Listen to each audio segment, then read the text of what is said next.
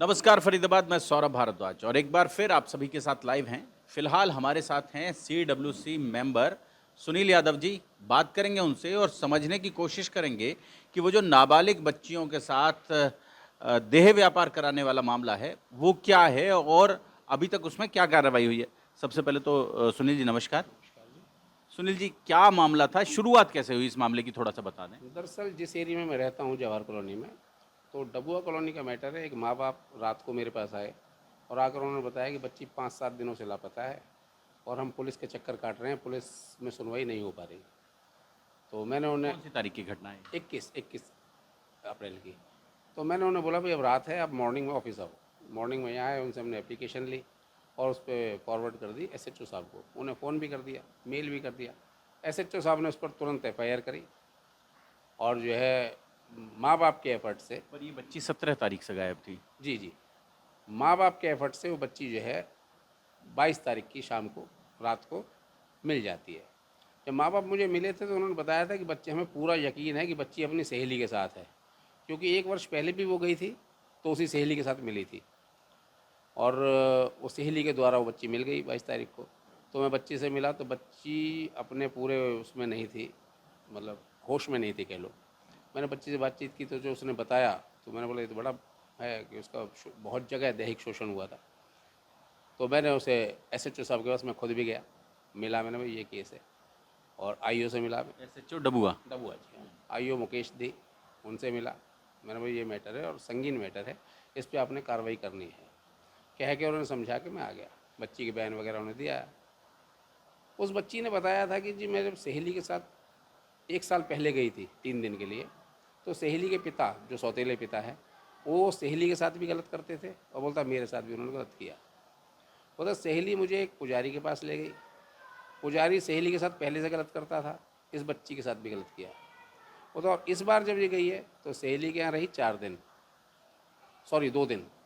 2 दिन बाद सहेली ने बोला कि मैं तुझे अपनी आंटी के यहाँ ले जाती हूँ, और उसे ओल्ड में 29 सेक्टर के आसपास कहीं वो अपनी आंटी के यहाँ उसे छोड़ी। हाउसिंग बोर्ड कॉलोनी हाँ सेक्टर 29। जी, वहाँ छोड़ी आई। तो बच्ची बता रही जैसे ही मैं वहाँ पहुँची हूँ तो आंटी ने पहले मुझे कहा तू नहा ले। नहाने के बाद आंटी ने अच्छे कपड़े दिए और अच्छे कपड़े देने के बाद आंटी ने मुझे 2 घरों में भेजा, अलग अलग दिन, जहाँ मेरा दैहिक शोषण हुआ। मुझे शराब पिलाई गई और बच्ची को शराब भी शराब पिलाई भी गई। पिलाई गई। और आंटी के घर में भी उसने बताया कई आदमी मेरे पास आए, 10 आदमी मेरे पास आए, आंटी ने भेजे, मुझे शराब पिला के मेरे साथ दैहिक शोषण किया। वो सारा माजरा हमने पुलिस को बता दिया था। पुलिस ने उस पर कार्रवाई करते हुए तो लड़की के पिता को उठाया और उसे तो भेज दिया जेल। फिर कुछ दिन बाद उस महिला को उठा लिया, आंटी को। अब इसमें पुजारी बाकी है और वो 10 ग्राहक जो हैं वो बाकी हैं, जिनको अभी उठाना बाकी है। और वो 2 लोग जिनके घरों में भेजा गया हाँ था। हाँ, वो भी ग्राहकों में ही हैं, वो भी अरेस्ट होने चाहिए। मैंने SHO साहब से कहा था इसमें 15 से 20 लोग अरेस्ट होंगे और मेरा ख्याल है होने चाहिए सारे ही। पर अभी तो केवल 2 लोग गिरफ्तार हुए हैं इसमें। 2 लोग गिरफ्तार हुए, पुजारी भी है, जबकि मैंने कह दिया कि 100% पुजारी इन्वॉल्व है। पुजारी, बता रही थी वो बच्ची की 20 रुपया देता था हाँ, वो। पुजारी के मोबाइल में नंबर हैं, पुजारी इनसे इंस्टा पर कनेक्ट है। जब ये माँ बाप अब की बार गए हैं पुजारी के पास तो पुजारी ने बोला यही लड़की है, इंस्टा पे दिखाया, ये देखो नाच रही है। तो पुजारी इतना इनके साथ मिला हुआ था कि वो इंस्टा तक पे इन पे वो था। सुनील जी, केवल ये 2 बच्चियों का दैहिक शोषण का मामला नहीं है, क्योंकि जो महिला इस सब में लिप्त रही, वो तो और बच्चियों से भी करा रही होगी, उसको ढूँढने का कोई प्रयास नहीं हो रहा है। वाकई ये बहुत बड़ा केस है, अगर इस पर तसल्ली से जांच की जाए तो बहुत बड़ी कड़ियाँ खुलेंगी इसमें। इसी के नेक्स्ट डे मुझे एक मुस्लिम बच्ची मिली उस पिता के साथ, वो भी इसी का शिकार थी।